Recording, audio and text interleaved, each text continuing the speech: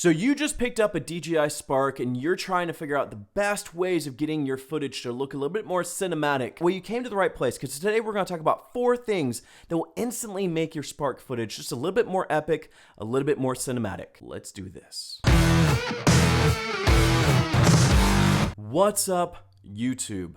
Car going by. Last week we talked about the DJI Spark and why I think it's good for certain people in 2019 to still pick up this somewhat inexpensive drone, this small drone. It is good for certain individuals, certain creators. Today I'm going to follow that up with 4 things that are going to help your Spark footage look a little bit more epic, a little bit more cinematic. Just as a side note, I have been fighting off some kind of bug. I've got like the cold sweats. I had a fever last night. So if none of this makes sense, just chalk it up to the fact that I'm probably delirious. So the first thing that will help your Spark footage look a little bit more epic, a little bit more cinematic, is how you fly the drone. Because you don't have slow motion, one thing that's gonna help your Spark footage look a little bit more epic or cinematic is to being able just to fly slower over your subject, whatever type of shot it is.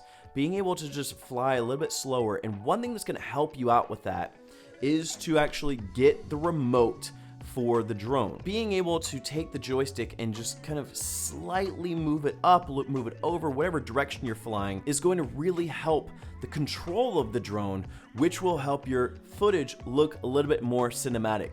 And so just flying a little bit slower over your subject and using the remote for that. Now you could potentially do that with your tablet or your phone, but this is one way to do that a little bit easier. Number 2 is gonna be the type of shots that you take. Be intentional about your composition. Maybe you do like a reveal shot. That's one of my favorites to do with my drone. One thing I like to do is basically take the Spark up, let it sit stationary and point the camera down. And that way the subjects that walk by, they're moving, but the Spark isn't, and it just creates that unique look. Now, I mentioned last time that I don't play around with a lot of the smart features, but one that you could try out is kind of the orbital. One that you can try out is the orbital. I've never personally used it, but having that orbital shot will also help you look a little bit more cinematic as well. Number 1 is just the way that you fly the drone. Number 2 is composition and the type of shots that you get. The third thing is going to be try to shoot more manually. There is the ability within the DJI app to basically set your shutter speed, set your white balance. You know, the rule of thumb with cinematic footage is the shutter speed should be twice your frame rate. And so with the DJI drone being at 30 frames per second, having that shutter speed be about 60 is going to be something that will help your footage be a little bit more cinematic, but you'll find that it massively overexposes everything. So a product I want to mention to help with that, with the overexposing, is ND filters for your Spark. Now with the remote, with the filters, I'm going to put those in the description below, a link for you to purchase them off of Amazon, but these are going to help your shots be not super overexposed. I've talked about ND filters before and variable NDs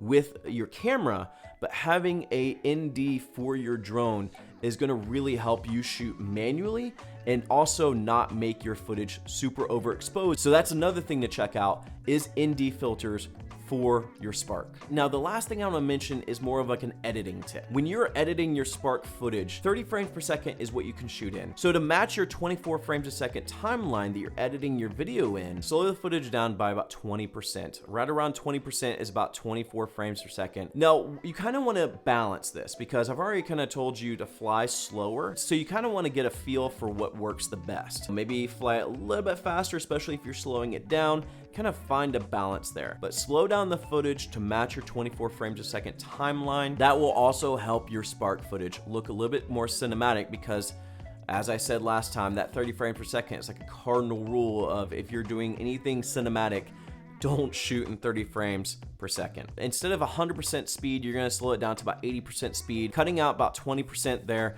and that should match that 24 frames a second timeline. So we've got flying a little bit slower, being intentional about the shots that you're using to look a little bit more epic or cinematic. We also talked about shooting manually and then slowing down your footage in post. So I hope that these tips help you get that Spark footage to look just extra crispy.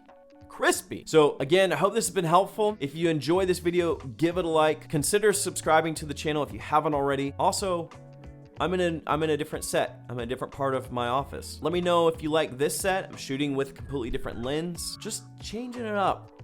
changing it up. I'll see you here next time. Go and find your journey. Go embrace life. Peace. Shh.